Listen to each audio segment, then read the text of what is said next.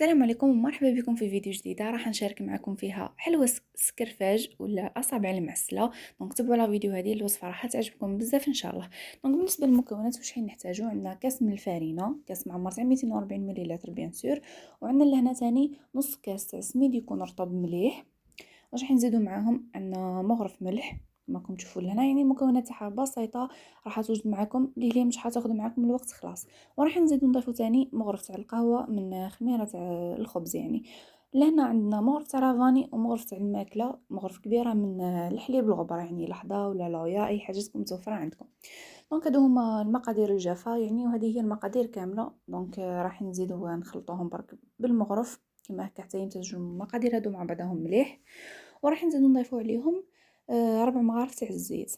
دونك البنات هذه الوصفه راح نجربوها وراح تعجبكم بزاف ان شاء الله، وراح نديروها وتعاودوها، وراح نديروها ان شاء الله في رمضان ثاني راهو على الابواب ان شاء الله. دونك حبيت نشاركها معكم باش تجربوها يعني في الايام هادو، وتزيدوا يعني تجربوها في رمضان، وتزيدوا تحطوها في السهره تاع رمضان بيان سور مع الزلابيه والحوايج الاخرين اللي تشريوهم ولا تحضروهم في المنزل. دونك اذا كنتوا اول مره البنات تشوفوا القناه تاعي ما تنساوش تضغطوا على زر اللايك والاشتراك هكا باش يوصلكم كامل الجديد، ويعني تكونوا اول من يشاهد الفيديوهات اللي نبارطاجيهم معكم. دونك نرجعوا للوصفه تاعنا. كنا خلطنا هذوك المكونات مليح بالمغرف، وزدنا حطينا لهم 4 مغارف تاع الزيت نخلطوهم مليح بيدينا هكا حتى يمتزجوا. ودوكا نرجعوا نلموهم بالماء دافي، يعني نضيفوا كميه تاع الماء دافي بشويه، ما نضيفوش كميه كامله يعني راح ياخذ معكم حوالي كاس ولا كاس ونص. دونك فوالا هذا هو القوام اللي لازمكم تحصلوا عليه، يعني العجينه تكون طريه. دونك راح نخليوها في كيس بلاستيكي ترتاح من 5 إلى 10 دقائق، وراح نرجع نكمل نحلها معاكم.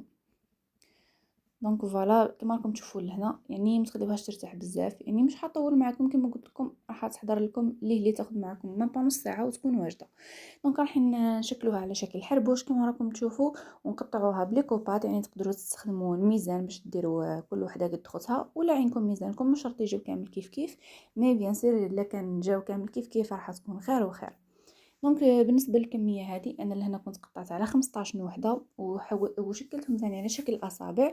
ولهنا جيبوا الحكاكه ولا سكرفاج كل واحد واش يسميها، حلوهم كامل، حاولوا كيف ما ديروهاش رقيقه بزاف هكا باش ما تتقطع لكمش، وثاني ما ديروهاش خشينه ما تجيكم مقرمشه. فوالا راح نشارك معكم حبه ولا زوج كيف راح نحضروهم. دونك هذوك الاصابع اللي كنا عدلناهم كما راكم تشوفوا راح نحلو على سطح تاع الحكاكه، يعني سطح الرقيق هذاك ما تتقطع لكمش العجينه. نحلوهم مليح كما قلت لكم، حاولوا ديروهم شويه رقاق باش يجيكم هذاك التقرميش من بعد كي نقليوه هكا بهذه الطريقه. ونبدا نلف العجينه تاعي كي نحيها راح تحصلوا على هذوك الكراكب اللي راح يخرجوا لكم من الحكاكه هذيك. دونك فوالا البنات راح نكملوا كامل الكميه، يعني الطريقه كما قلت لكم راهي بزاف سهله، الفيديو راهو واضح يعني تقدروا يعني بلا ما نشرح لكم تفهموا واش قاعده ندير، يعني كما قلت لكم الفيديو راهو واضح. دونك فوالا كملنا لهنا كامل كميه العجينه، شوفوا كيفاش يجيو، يعني كما قلت لكم كون ديروا بالميزان راح يجيوكم كامل كيف كيف، وراح يجيوكم بكل كعبه واحده. بيان سور لهنا هذا عندي العسل تاع برا عادي كنا ذوبناه باش من بعد كي نقليو هادو المعسلات تاعنا راح نحطوهم في العسل يتشربوا. فوالا لهنا بالنسبه للزيت البنات لازم يكون الزيت سخون، خليوه حتى يسخن مليح ومن بعد نقصوا عليها باش ما يتلهف لكمش الاصابع تاعكم هادو، باش ما يتلهفوش، وثاني باش يجيو محمرين مليح ومقرمشين ويطيبوا لكم مليح. لهنا يعني الكميه اللي طيبوها حطوها في العسل، خليوها تقعد شويه، ومن بعد تبداو تقلبوا فيه هكا باه العسل هذا يتوزع على كامل الكميه تاع الكاطو تاعنا، يعني المعسلات هذو تاعنا.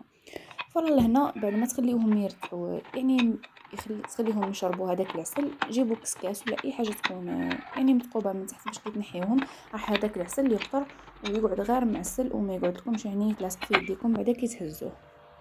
وفوالا البنات لهنا حتى نكملو كامل الكميه بنفس الطريقه، وتكون المعسلات تاعنا صارت جاهزه بصحتكم، ان شاء الله تجربوها وتعجبكم.